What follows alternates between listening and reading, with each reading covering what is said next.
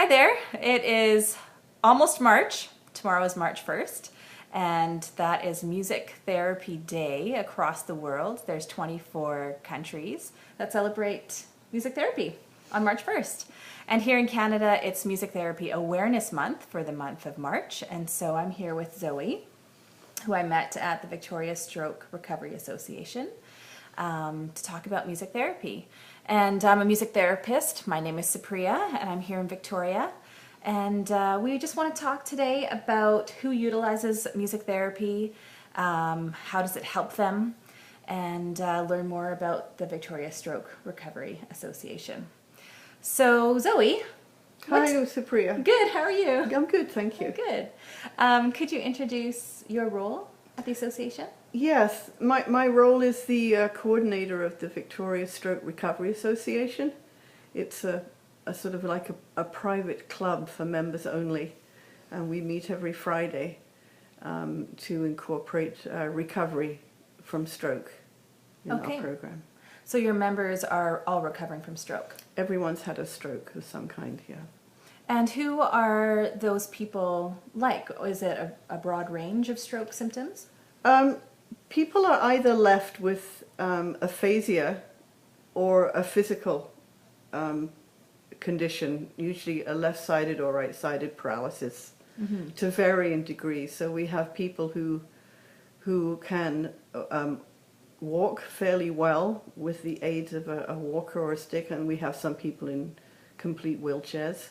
We have some people who cannot speak at all, and some people who can speak a little. So it's quite a wide range that people are left with.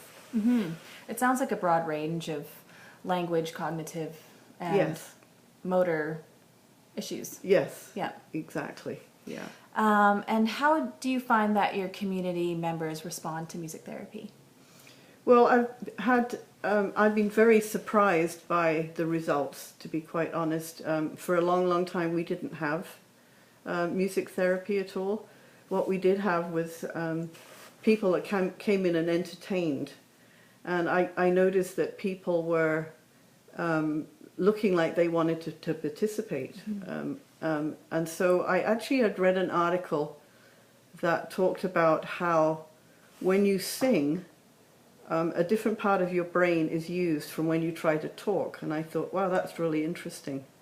And so I followed it up, and I was introduced to a young woman in Victoria who was a music therapist who said that she would come and do some introductions to music therapy. I was a little leery at first because I don't like the word therapy, but she came, and her goal was to engage with the members. And what a difference from just sitting there listening to somebody entertaining you and actually participating. So I'm sold. That's great to hear. As a music therapist, I often get some inquiries on music therapy or music entertainment. And I usually distinguish that from saying music entertainment is there for a person's entertainment. So you're not necessarily moving or singing or songwriting or thinking about goal-oriented experiences. A music therapist will come in wanting to engage a client and is not there for entertainment. And we are specifically, while these activities or interventions might be entertaining, there's a goal around engaging physical, speech, cognitive goals, and it's very intentional. And I'm glad that you were able to see that difference. Yes, it was quite heartwarming to see people who couldn't speak sing. And once we gave them the words, it got even better. Yes. So, yeah. Yeah. So music therapists operate like most therapists. We use certain techniques and approaches based on what goals the group is wanting to work on. And sometimes the goal of a particular group is to decrease social isolation. And I remember actually from our last session, one of the members came up to me, and I'm just going to read it here. He said to me, some can't talk. Oh, here we go. One member came up to me and said, everyone comes from a different background, and none of us share the same injury. Some can't talk, some can sing, some can move only one hand. the thing that brings us to common ground here is music. That's so true. Mm-hmm. Yeah, that's so true, because it's the only thing they do together as a group. We do divide them up at the beginning of the day into exercise portions or speech therapy, so they don't work together.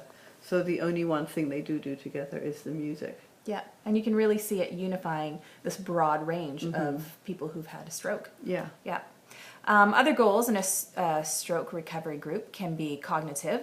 And for instance, we've done some songwriting in the group to process feelings of the changes that happen when a stroke occurs. And I'm curious, Zoe, how important are these opportunities for people who have had a stroke to connect with others and describe their feelings and the changes that they've encountered because of a stroke? Well, I think it's what the Stroke Association is all about, really. It is to get people together to share those experiences and to give each other support. Mm-hmm. I mean, we're not expecting huge recoveries, but just to see people struggling together to overcome certain things is really good. Mm-hmm. It is. It really is impactful, isn't it? It is, yeah.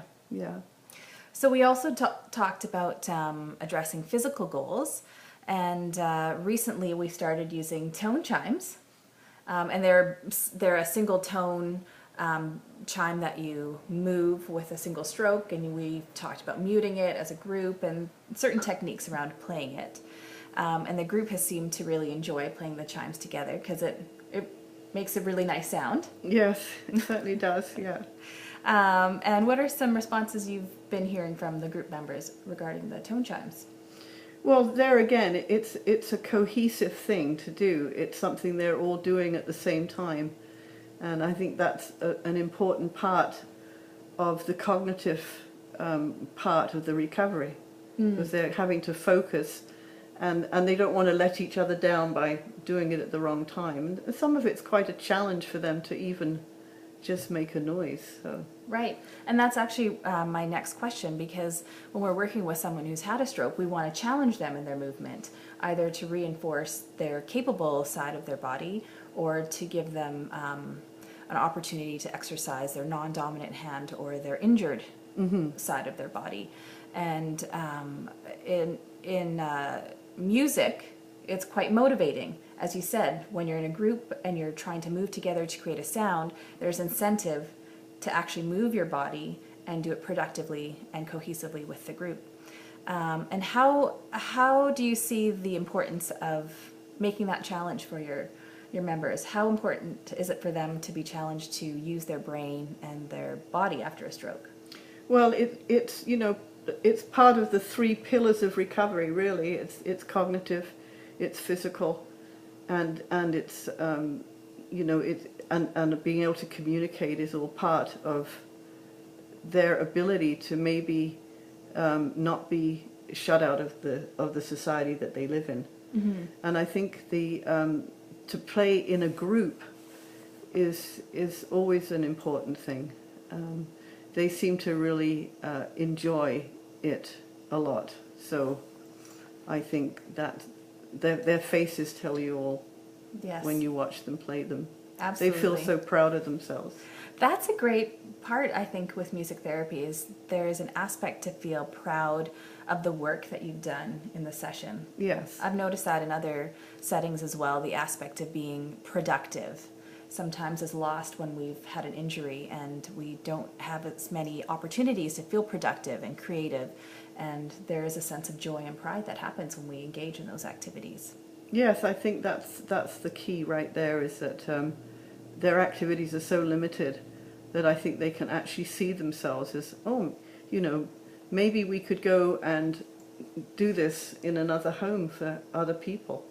Yes. Maybe we could go to another stroke association and do a little performance. Absolutely. And the value of that is immense. That's great. That's great to hear. Thank you for this. Thank you, Supriya, for bringing this to us. We're really enjoying it. Absolutely. I've really enjoyed working with your group. Okay, thanks. Yes. Is there anything else that you'd like to add, Zoe? No, I just hope that we keep going, that money comes, and that we can always afford to have those kind of programs, because they really are important. Yes, absolutely. And so for those of you who are watching and are thinking about music therapy and maybe music therapy for stroke recovery, stroke rehabilitation, if you're curious about that, you can leave a comment below or send me an email, and you'll see all that information where I've posted this. As well, with it being Music Therapy Awareness Month, there is an opportunity to donate, and you'll find avenues to donate. There's Music Heals here in British Columbia. There's the Canadian Music Therapy Trust Fund in Canada, located in Toronto. And actually this Saturday night, if you go out to particular bars and clubs in British Columbia and Alberta, a certain percentage will be donated towards music therapy programs. Fantastic. And so you can actually look at that on Music Heals. I think it's .ca, maybe it's .com, but go ahead and take a look at Music Heals Canada. Thank you so much, and look forward to chatting soon about music therapy.